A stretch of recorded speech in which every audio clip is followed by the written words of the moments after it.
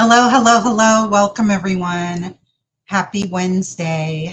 Today, we are going to talk about challenges with technology when it comes to creating videos.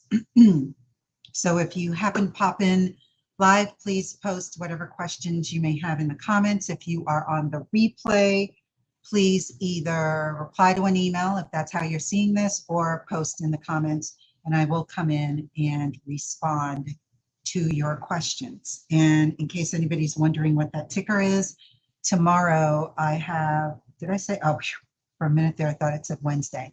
Tomorrow I have a workshop that I'm co-hosting with the wonderful folks at TechSmith who make Camtasia at 2 p.m. Eastern Time. Click on the link that's going to be in the description, as well as you can write that bit.ly link down. So it's bit.ly,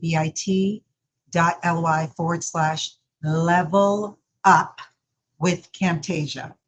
And then I think you have to be case sensitive. So it's a capital L, capital U, and capital C for Camtasia. So again, if you are on live, please post whatever questions you have in the comments. But today we are going to talk about the challenges that we have all faced when it comes to dealing with tech and trying to create videos at the same time. So whether you are seasoned and been doing this for a while, like myself, or if you are just starting out, everyone has had to deal with some kind of technical issue or challenge, whether it's something like, you know, your screen is glitching, you can't get the audio to work, it's just sounding really bad, or the quality of the video sucks, or whatever the case may be, even if you're uploading to YouTube and it's not working.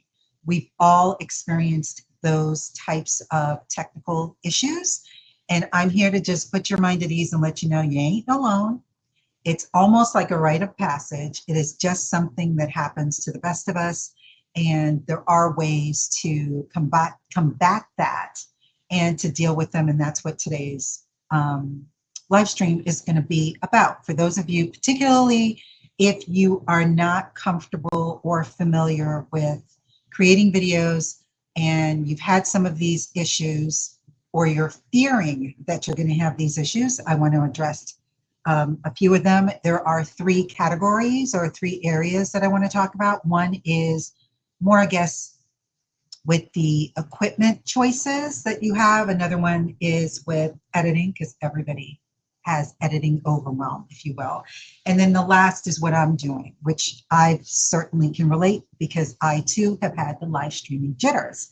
But I want to share with you some of the tools, tips, and tactics and hacks that I've used in order to overcome some of these. Let me check and make sure that we have no comments. Again, if you are watching me live, please feel free to post whatever comments that you have. So first and foremost, let's talk about equipment anxiety. A lot of people have a tendency to think that, okay, I'm going to start doing videos, so now I have to go out and buy expensive equipment, and on top of that, I got to figure out how to use it. And that's an ixnay. You do not need to buy anything, because until 2024, I know for a fact you all have at least one piece of equipment that you can use in order to record your videos, and in most instances you have two. One I'm using, which is my webcam, and then the other that we all have is our smartphone. So use the equipment that you have because you already know how to use it. So therefore you don't have to worry about a learning curve. Oh, how would I figure this out or that out? It's really, really simple for you to just use what you already have.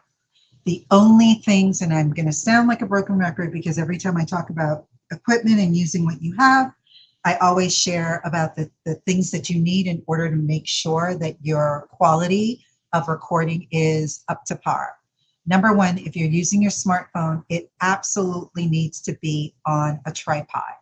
The tripod that you use can either be a small one that just sits on your desk, or it can be one that is clamped to your desk, as is this one here. This one's clamped. It's a snake. So it is clamped to my desk. You can have a floor tripod that goes on the floor and it's adjustable so you can stand with it. A lot of people do have monopods where they are able to have it on a singular stand that they can hold away from them as they're, say, for example, walking. If those are the types of videos that you're doing, by all means, use those. And then if you are using your webcam, I just highly recommend that you use an external one versus one that's built into your laptop, only because typically most, not all, but most laptop built-in cameras are inferior in terms of the quality that it can produce. If it is a 1080 above resolution video, then by all means you can use the one that's built into your computer.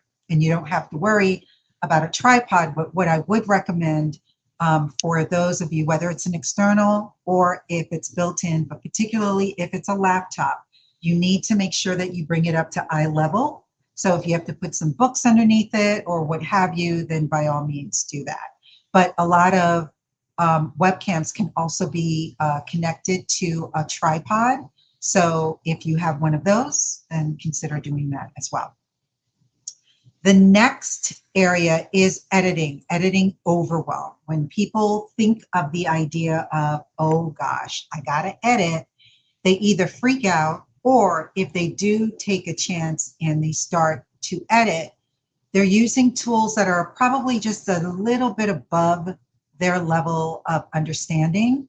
And what I would recommend is, if this is something that is based on what your level of comfortability is and exactly what your tolerance level is. And it's probably more tolerance level than what your skill level is. If you have zero tolerance for really looking at a timeline, really nitpicking on which piece of a particular clip you need to shorten or remove, then I would recommend that you use an editing platform that can edit for you.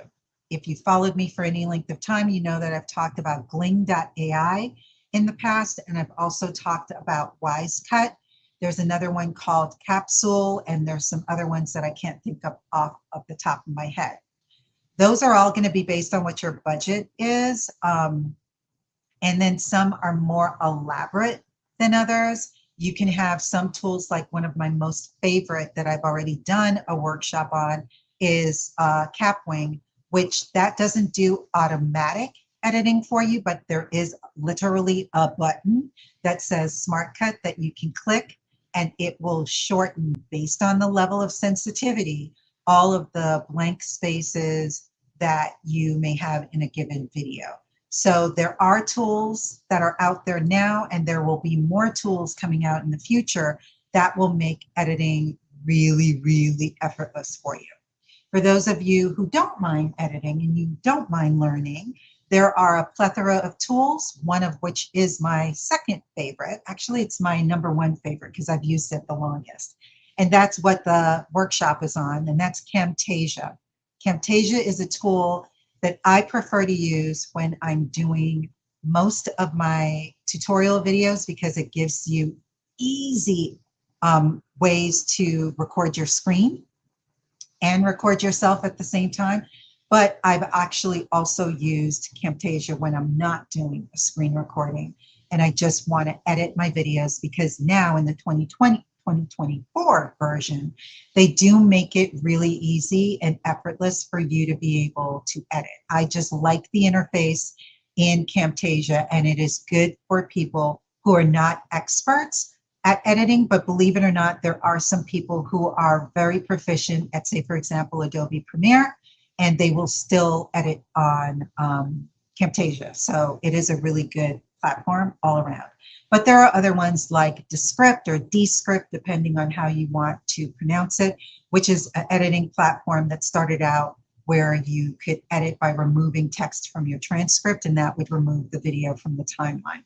So again, it all is based on what's your level of knowledge, what's your level of patience, and what makes sense for your business, particularly when it comes to budget. Next, and then I don't want to leave out anyone. There are a lot of other tools. CapCut is another one that's out there, but there's just way too many for me to mention, and I just saw it here in my notes, so I didn't want to forget remembering to say that. And then the third is if you are choosing, which some people may do this, to do live streams to record your videos as opposed to doing pre-recorded videos, you still need to have ideally a webcam, but you can go live using your smartphone as well. But where that tends to sort of hold people up from the technological standpoint is usually they don't know what platform to use. They don't know whether they should just go straight live on whatever that, like LinkedIn Live or YouTube Live. I always say, and which I'm doing today, and I've done with all of my live streams, is that you want to broadcast if that's at all feasible so that you can record once and then be seen in multiple places. So I'm using StreamYard, but Restream is also a good tool. A lot of people use OBS. Some people may actually use a platform like Zoom. There are other platforms. Some people have had success sort of with Riverside. I've tried it. I didn't particularly care for it. I think it's a good platform if you want to just record yourself, particularly for a podcast, and then edit it and rebroadcast it later. But I didn't care for it as a live streaming platform. But I do love equally StreamYard and Restream. I don't have a favorite between the two. So you'll probably see me go back and forth between StreamYard and Restream. But what I do want to also talk about with regards to live streaming is that besides the technical aspects, like making sure that you're using the right webcam, and most of these platforms you have to or should be recording at least in 1080. If you can go above, then great, but more often than not, you need to at least do 1080. There are, it depends on the paying scale that you're paying for some of these platforms, but bare minimum is 720. Never, ever, ever go below 720, especially if you're live streaming, because bear in mind, even though you're not doing a pre-recorded video, you can still download your live stream and then be able to repurpose it or edit it for other purposes later. So always, always keep that in mind. While I'm on the topic of filming yourself using or via live streaming, this actually applies regardless of whether you are live streaming or doing a pre-recorded video, is that you want to make sure that you are aware of the camera, you're aware of where it is. And this might be, it's not a technical issue, but it's certainly something that I think we all need to be cognizant of. And that's that you need to speak directly to the camera so that the person can feel like you are speaking to them, as opposed to you looking at the monitor. Or in my instance, my monitor that shows what I'm doing is off to my left. So that is very impersonal if I was speaking that way. So always try to maintain eye contact and bear this in mind. There are a lot of tools that are out there. Descript is one, Big View. If you, again, ever followed me, you know that I'm a huge Big View fan. They offer features within their platform that if you kind of deviate and look down too long, in post, it will adjust your eyes back to the camera. It's a little freaky the very first time or first few times that you see it do this, but then you get used to it after a period of time. So it's not that big of a deal. Also, just so that you're not nervous, I would recommend that you do a lot of deep breathing before you, which is what I do. I'll just share with you what I do. So before I go live, obviously mentally I'm remembering I got to look at the camera. But I like to take a lot of deep breaths, at least 5 deep breaths before I go live, because that will calm you down. It will get rid of any sort of nervousness or jitters that you have before you start. I'm not 100% doing this all the time, but I try to start off all of my live streams with a smile. I'm always trying to maintain a happy and pleasant demeanor and not like scowl and looking like I'm pissed or what have you. And then obviously I do check and see if I have anyone on, and I ask, I'm going to ask right now, if you have any questions, feel free to post them in the comments below. If you're watching this on replay, you can do the same and I will get back to you. So, and then the last thing that I want to talk about in terms of the tech issues and challenges, I guess, is stuff's going to happen. You don't know, at any moment a light could go off, or I could be doing this and looking at myself in the monitor and saying, oh, well, I'm a shade too dark, or I wonder if people can really see me, or oh my God, my background's a little cluttered. Anything can happen.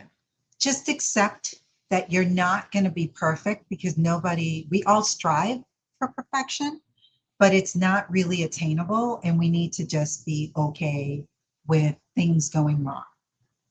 Whether that's you hit your mic, or something drops, the camera goes unfocused, which used to happen with an older camera that I had, is that if I moved around too much, it would go out of focus, in focus, and then it would take a minute before it refocused on me, and that threw me for a loop sometimes. So things like that are going to happen. So you just need to embrace them and be okay with the fact that, you know, something could conceivably go wrong. So what can you do in order to get past a lot of these issues? I've kind of gone through some of those already. Number one, use the equipment that you already have. Do not go out and buy equipment, particularly if you do not know how to use it. And then you have to then teach yourself how to use it before you're creating your videos. Accept the fact that things aren't going to be perfect. The first however many 10, 20, 30, 40, 50, up to 100 videos may not be that great, but you are going to be improving. You may not be able to see the improvements every single time you do a new video, but you will be, mark my words, you are improving. I'm improving, even though it may not be as fast as I would like it to, for my live streaming, because this was something that this is not in my wheelhouse to do live streaming, but I'm getting used to it and I'm perfecting it and getting better at it over and over and over. And doing it is what I would call your practice. You don't need to, before you go live, do a lot of, practicing and things of that nature.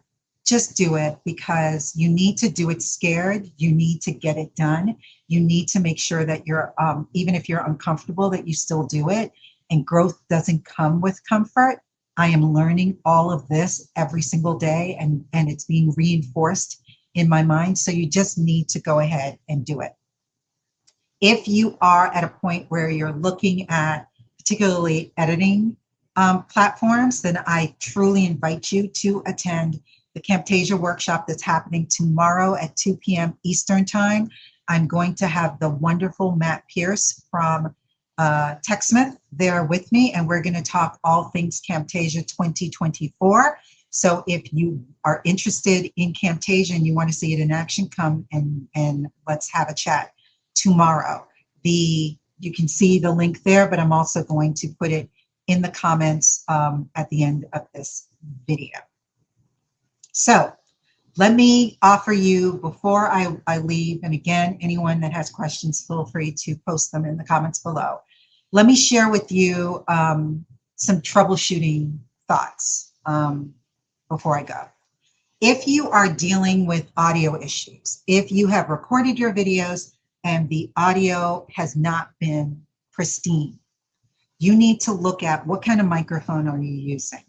If you're using your webcam, I prefer and recommend, and everybody recommends, a USB microphone. The one that I'm using is an Audio Technica AT2020, but this isn't the only USB microphone you can use. Feel free to use any USB microphone that's out there. I do have a number of them on my Amazon store that I don't think I have a link to, but again, I'll put that in the description below. And then the other thing that you want to do is you want to make sure that you're in a room that doesn't have like outside noise. Like I hope to God nobody's hearing the air conditioner in the background. And I'll find out soon enough when I listen to the replay on this. But just minimize the background noise as much as possible. If you're having an issue with your video resolution, just make sure that you're using a high definition camera, which I am. I'm using actually an eMeet, which is a 4K camera, but I'm recording in 720 because the platform that I'm using, that's the max that I can use right now. There are other options for me to be able to use it at, oh wait, there's a question. I had tomorrow's workshop listed at 2 p.m. It's at 2 p.m. Eastern. Yeah, it's at 2 p.m. Eastern time, Dan. And there might have been an error in an email. It is sure at, I don't know what that last sentence means, but it's at 2 p.m. Eastern. And so just make sure that you're recording in the highest resolution possible. And then finally, if you are using your smartphone, absolutely unequivocally use a tripod because you do not want to be holding it. Oh, it says 3. Oh, my Lord. Thank you so much, Dan. I did not realize that it was saying 3 p.m. Oh, my God. And I'm looking at it and saying 2. And in fact, it says 3. So sorry about that. It's at 2 p.m. Eastern time tomorrow. So if you have any questions, feel free to let me know in the comments below. And thank you all for being here. I appreciate you. And I will see you, for those of you who are even watching this on replay, if you're going to come tomorrow, it's at 2 p.m. Listen to me, don't listen or see what, ignore what the ticker was saying before. It's at 2 p.m. Eastern time. So thanks and take care. Have a blessed rest of the day, and I'll see you all tomorrow.